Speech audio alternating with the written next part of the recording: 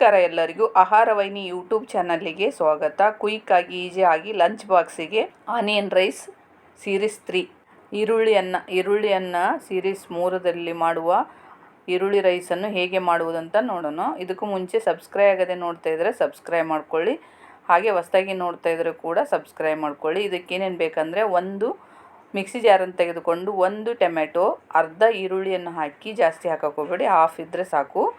3 ರಿಂದ 4 ಒಣಮೆಣಸಿಕಾಯನ್ನು ಹಾಕಿ, dry chilli, 4 ಬೆಳ್ಳುಳ್ಳಿ ಪೀಸನ್ನು ಹಾಕಿ, ಹಾಗೆ ಅರ್ಧ ಇಂಚಿನಷ್ಟು ಹಸಿ ಶುಂಠಿಯನ್ನು ಕೂಡ ಹಾಕಿ ಸಿಪ್ಪೆ ತೆಗೆದು ಹಾಕಿ, ಹಾಗೆ ಹುರಿದು ಫ್ರೈ ಮಾಡಿಟ್ಟುಕೊಂಡ ಕಡಲೆ ಬೀಜ, ಶೇಂಗಾ ಬೀಜವನ್ನು 1 ಟೇಬಲ್ ಸ್ಪೂನ್ ಹಾಕಿ, ಅಷ್ಟೇ ಸಾಕು. ಇದು ನೈಸಾಗಿ ನುಣ್ಣಗೆ ರುಬ್ಕೋಬೇಕಾಗುತ್ತೆ, ನೈಸಾಗಿರಬೇಕು.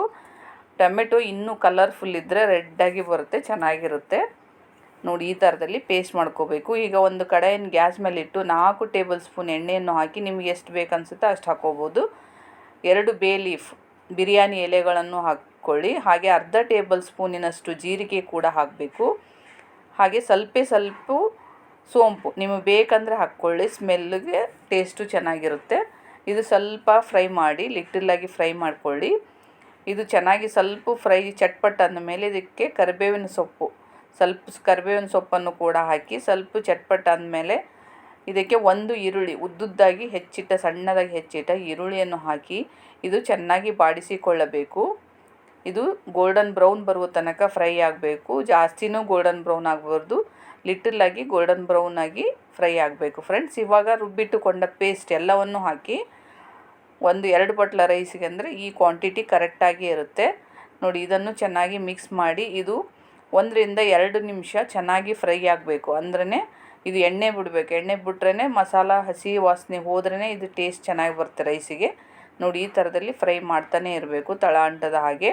1 ಟೇಬಲ್ ಸ್ಪೂನ್ ಧನಿಯಾ ಪುಡಿಯನ್ನು ಹಾಕಿಕೊಳ್ಳಿ, ಹಾಗೆ ಅರ್ಧ ಟೇಬಲ್ ಸ್ಪೂನ್ ಗರಂ ಮಸಾಲ ಹಾಕಿದರೆ ಚೆನ್ನಾಗಿರುತ್ತೆ. ಗರಂ ಮಸಾಲ ಹಾಕಿ, 1/4 ಟೇಬಲ್ ಸ್ಪೂನಿನಷ್ಟು ಅರಿಶಿಣ ಪುಡಿ, ರುಚಿಗೆ ತಕ್ಕಷ್ಟು ಉಪ್ಪು ಹಾಕಿ, ಇದನ್ನು ಕೂಡ ಮಿಕ್ಸ್ ಮಾಡಿ, ಇದು 1-2-3 ಸೆಕೆಂಡ್ನವರೆಗೆ ಹಾಗೆ ಚೆನ್ನಾಗಿ ಫ್ರೈ ಮಾಡ್ತಾಯಿರಿ. ಕೈ ಬಿಡೋಕ್ಕೆ ಹೋಗಬೇಡಿ, ಎಣ್ಣೆ ಚೆನ್ನಾಗಿ ಬಿಡುತ್ತೆ. ಆಲ್ರೆಡಿ ಮಸಾಲ ರುಬ್ಬುವಾಗ ಒಣ ಮೆಣಸಿಕಾಯಿ, ಡ್ರೈ ಚಿಲ್ಲಿ ಹಾಕಿರುತ್ತೆ.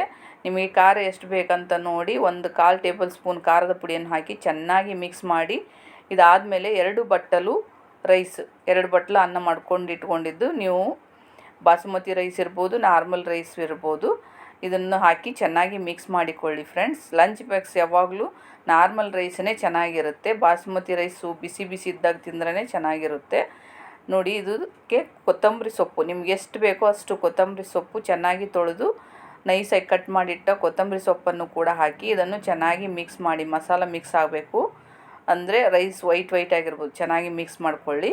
ಇವಾಗ ನೋಡಿ, ಈರುಳ್ಳಿ ರೈಸ್ ತುಂಬ ಕ್ವಿಕ್ ಆ್ಯಂಡ್ ಈಸಿಯಾಗಿ ಮಾಡುವ ಈರುಳ್ಳಿ ರೈಸ್ ಕೂಡ ರೆಡಿಯಾಗಿದೆ ಫ್ರೆಂಡ್ಸ್. ಇದು ನೀವು ನಿಮ್ಮ ಫ್ರೆಂಡ್ಸಿಗೂ ಶೇರ್ ಮಾಡಿ, ಮಕ್ಕಳಿಗೂ ಕೂಡ ಲಂಚ್ ಬಾಕ್ಸಿಗೆ ತುಂಬ ಈಸಿಯಾಗಿ ಕ್ವಿಕ್ಕಾಗಿ ಮಾಡ್ಕೋಬೋದು. ದೊಡ್ಡವ್ರಿಗೆ ಕೂಡ ಲಂಚ್ ಬಾಕ್ಸ್ ಚೆನ್ನಾಗಿರುತ್ತೆ. ಡಿನ್ನರಿಗೆ ಕೂಡ ಇದು ಮಾಡ್ಕೋಬೋದು, ಟಿಫಿನ್ ಕೂಡ ಮಾಡ್ಕೊಂಡು ಈ ರೈಸನ್ನು ತಿನ್ಬೋದು ಫ್ರೆಂಡ್ಸ್. ತುಂಬ ಹೆಲ್ದಿಕರವಾದ ರೆಸಿಪಿ. ಈ ಸೀರೀಸ್ 3ರಲ್ಲಿ ಈರುಳ್ಳಿ ರೈಸನ್ನು ಒಂದ್ಸರಿ ಟ್ರೈ ಮಾಡಿ. ಆನಿಯನ್ ರೈಸನ್ನು ಹೇಗಿದೆ ಅಂತ ಕಮೆಂಟ್ ಬಾಕ್ಸಲ್ಲಿ ಕಮೆಂಟ್ ಮಾಡಿ ಫ್ರೆಂಡ್ಸ್. ನಿಮ್ಮ ಫ್ರೆಂಡ್ಸಿಗೂ ಶೇರ್ ಮಾಡಿ, ಬೆಲ್ ಐಕಾನ್ ಒತ್ತಿರೆ ನೋಟಿಫಿಕೇಷನ್ ನಿಮಗೆ ಬರುತ್ತೆ. Thank you to all friends.